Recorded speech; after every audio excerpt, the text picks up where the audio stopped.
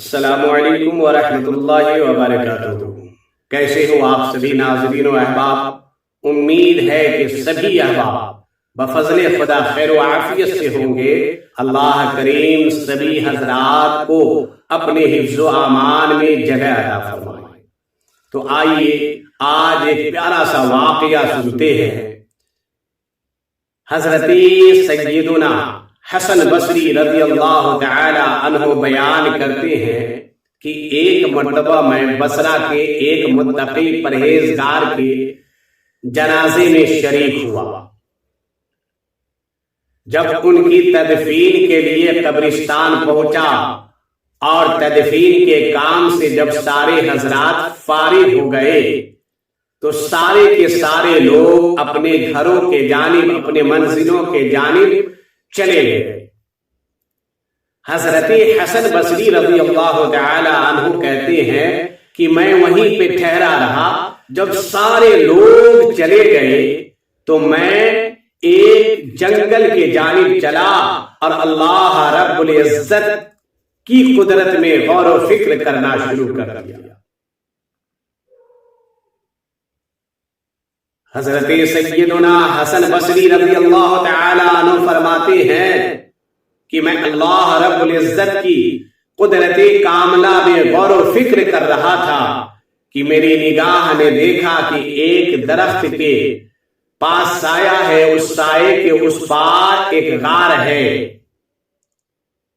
تو مجھے یہ محسوس ہوا کہ شاید یہ غار ڈاکوؤں کا، لٹیروں کا آماج گاہ ہے۔ میں جب اس غار کے قریب پہنچا تو میں نے دیکھا کہ اس غار میں ایک حسین چہرہ والا، حسین و جمیل نوجوان اپنے سر پر امامہ باندھ کر کے خشوع اور خضوع کے ساتھ اللہ رب العزت کی عبادت کر رہا۔ میں اس غار کے منہ پر بیٹھ گیا، نماز سے فارغ ہونے کا انتظار کرنے لگا۔ حضرت حسن بصری رضی اللہ تعالی عنہ فرماتے ہیں کہ جب وہ نوجوان سلام سے فارغ ہوا تو میں نے اسے سلام کیا، اس نے میرے سلام کا جواب دیا۔ حضرت حسن بصری رضی اللہ تعالی عنہ فرماتے ہیں کہ میں نے اس نوجوان سے کہا، اے نوجوان تو کہاں سے آیا ہے، تو کہاں کا رہنے والا ہے؟ تو اس نوجوان نے کہا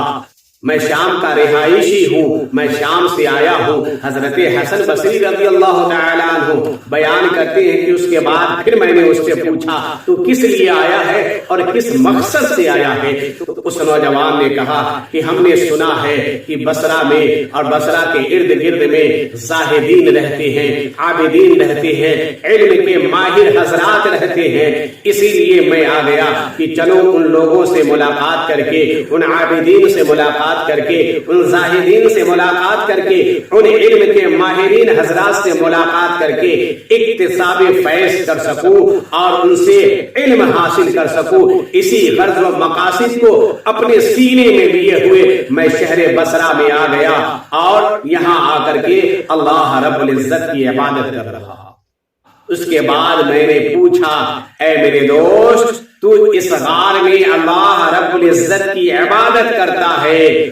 تو اس غار میں تجھے کھانا کہاں سے میسر ہوتا ہے، پینے کے لیے پانی کہاں سے آتا ہے؟ اس نوجوان نے کہا کہ میں اس غار میں اللہ رب العزت کی عبادت کرتا ہوں۔ جب بھوک کا احساس ہوتا ہے تو درخت کے پتے کھا کر کے اپنی بھوک مٹا لیتا ہوں، درخت کی جڑوں کو کھا کر کے اپنی بھوک مٹا لیتا ہوں۔ جب پیاس کا احساس ہوتا ہے تو اس جنگل میں تالاب ہے، اس تالاب کا پانی پی کر کے اپنی پیاس کو بجھا لیتا ہوں۔ حضرت حسن بصری رضی اللہ تعالی عنہ فرماتے ہیں کہ اس کے بعد میں نے اس نوجوان سے کہا، اے میرے بھائی اگر تو اجازت دے تو میں تیرے لیے عمدہ آٹے کی 2 روٹیاں بنوا کر کے لاتا ہوں، تو اسے کھا کر کے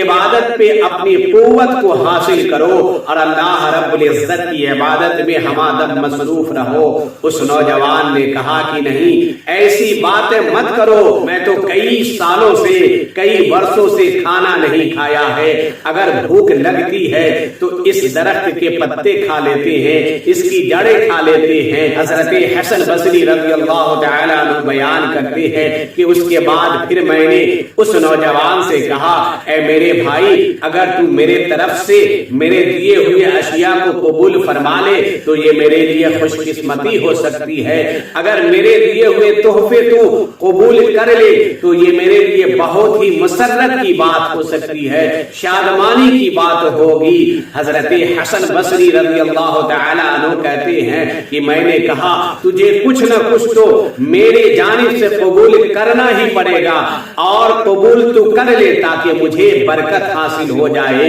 اس نوجوان نے کہا کہ اگر تو بضد ہے تو جاؤ اور میرے لیے جو کے آٹے بغیر چھنے ہوئے کے 2 روٹیاں بنوا کر کے لاؤ اور سالن کی جگہ اس پر نمک لے کر کے آ جاؤ۔ حضرت حسن بصری رضی اللہ تعالی عنہ بیان کرتے ہیں، یہ سننے کے بعد میں اپنے گھر کے جانب چلا اور اپنے منزل پہ آنے کے بعد میں نے جلدی جلدی جو ہے جو کے آٹے بغیر چھنے ہوئے کی 2 روٹیاں بنوائی اور اس پر تھوڑا سا نمک رکھا اور لے کر کے اس نوجوان کے لیے میں چلا۔ جیسے ہی میں غار کے قریب پہنچا تو میں نے دیکھا کہ غار کے دہانے پر ایک خونخوار شیر موجود ہے۔ میں یہ سوچنے لگا کہ کہیں ایسا نہ ہو یہ خونخوار شیر اس عابد کا، اس نوجوان کا کام تمام کر دیا ہو، اس کو مار ڈالا ہو۔ حضرت حسن بصری رضی اللہ تعالی عنہ کہتے ہیں کہ اس کے بعد میں ایک اونچی جگہ پہ چڑھا اور چڑھنے کے بعد اس غار کے جانب دیکھا تو میں نے دیکھا کہ وہ نوجوان اللہ رب العزت کی عبادت میں مصروف ہے اور خشوع و خضوع کے ساتھ اللہ رب العزت کی بارگاہ میں سر بسجود ہے۔ میں نے اس نوجوان کو آواز دیا، اے میرے بھائی، تو اتنا بے خبر ہو گیا ہے کہ تجھے ارد گرد کے حالات کی بھی خبر نہیں ہوتی ہے، اور اللہ کی عبادت میں تو اتنا مست ہو گیا ہے کہ موت تیرے سرہانے کھڑی ہے، موت تیرے سامنے موجود ہے، تجھے اس کی بھی خبر نہیں ہے۔ اللہ اکبر۔ حضرت حسن بصری رضی اللہ تعالی عنہ بیان کرتے ہیں کہ جب اس نے میری بات سنی تو اس نے نماز میں تخفیف کی میرے لیے اور سلام پھیر کر کے مجھے آواز دیا کہ اے میرے بھائی، تو نے کیا دیکھ لیا کہ تجھے اتنا ڈر ہو رہا ہے؟ تو میں نے کہا کہ دیکھ لے، تو غار کے اندر موجود ہے اور غار کے دہانے پر ایک خونخوار شیر بیٹھا ہوا ہے، ایسا محسوس ہو رہا ہے کہ اسی وقت یہ تجھ پر حملہ کر بیٹھے گا۔ اللہ اکبر۔ حضرت حسن بصری رضی اللہ تعالی عنہ کہتے ہیں کہ اس کے بعد اس نوجوان نے مجھے کہا، اے میرے دوست، اگر تو اللہ رب العزت پر کامل یقین رکھتا ہے تو اس سے ڈرنے کی ضرورت کیا ہے؟ اللہ رب العزت نے تجھے پیدا فرمایا ہے تو جس کام کے لیے اللہ رب العزت نے تجھے پیدا فرمایا ہے تو اس کام کو کرتا رہا۔ حضرت حسن بصری رضی اللہ تعالی عنہ بیان کرتے ہیں کہ اس کے بعد اس نے غار سے ہی اس شیر کے جانب دیکھا جو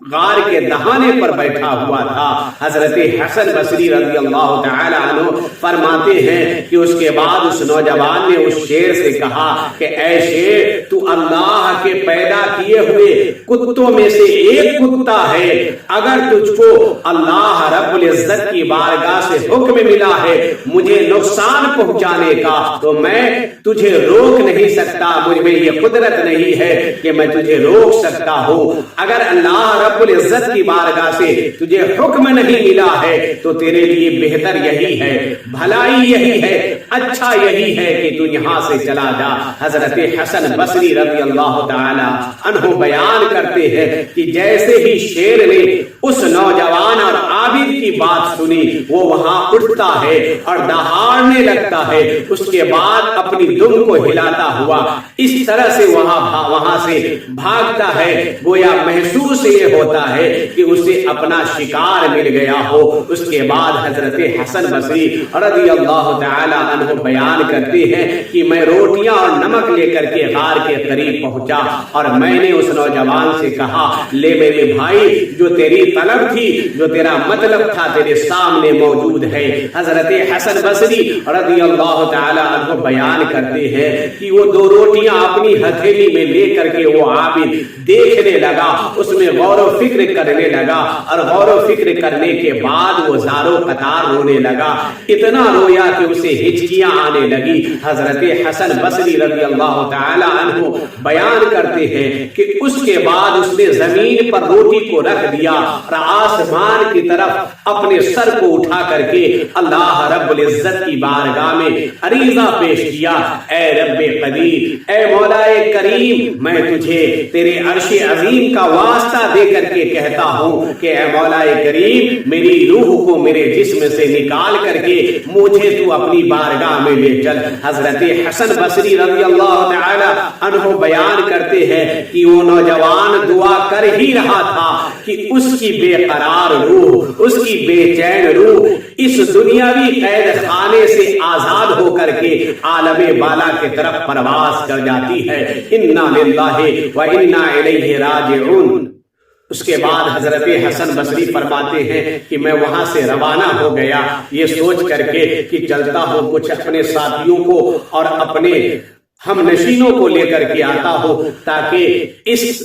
بندے خدا کی تجہیز و تکفین کیا جائے۔ حضرت حسن بصری رضی اللہ تعالی عنہ اپنے کچھ ساتھیوں کو لے کر کے جب اس غار کے قریب پہنچتے ہیں تو دیکھتے کیا ہے کہ جس غار میں اس نوجوان کی لاش کو چھوڑ کر کے آیا تھا وہ نوجوان کی لاش غائب ہو گئی ہے۔ حضرت حسن بصری کو بہت ہی تعجب ہوا کہ میں تو ابھی اس غار کے اندر لاش چھوڑ کر کے گیا تھا، دیکھ کر کے گیا تھا، ابھی یہ لاش کہاں غائب ہو گئی ہے۔ حضرت حسن بصری سوچو بچار ہی میں تھے کہ ایک غیبی آواز آتی ہے کہ اے حسن بصری، ارے جس لاش کو تم تلاش رہے ہو وہ لاش اب ملنے والی نہیں ہے، تم اپنے ہم نشینوں سے کہو کہ اپنے اپنے گھر کو چلے جائے، اپنے اپنے ساتھیوں سے کہو کہ اپنے اپنے منزل کے جانب چلے جائے، اب وہ لاش ملنے والی نہیں ہے، اب اس لاش کو یہاں سے اٹھا لیا گیا ہے۔ اللہ اکبر کبیرہ۔ تو اللہ رب العزت اپنے نیک بندوں کی کس طرح سے حفاظت فرماتا ہے،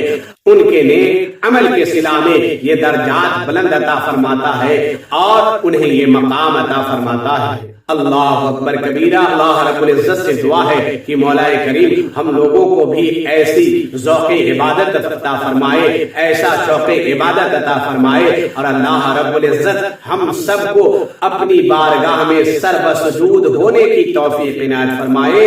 پھر ملاقات ہوگی اگلی ویڈیو میں، اجازت دیجیے، خدا حافظ، السلام علیکم ورحمۃ اللہ وبرکاتہ۔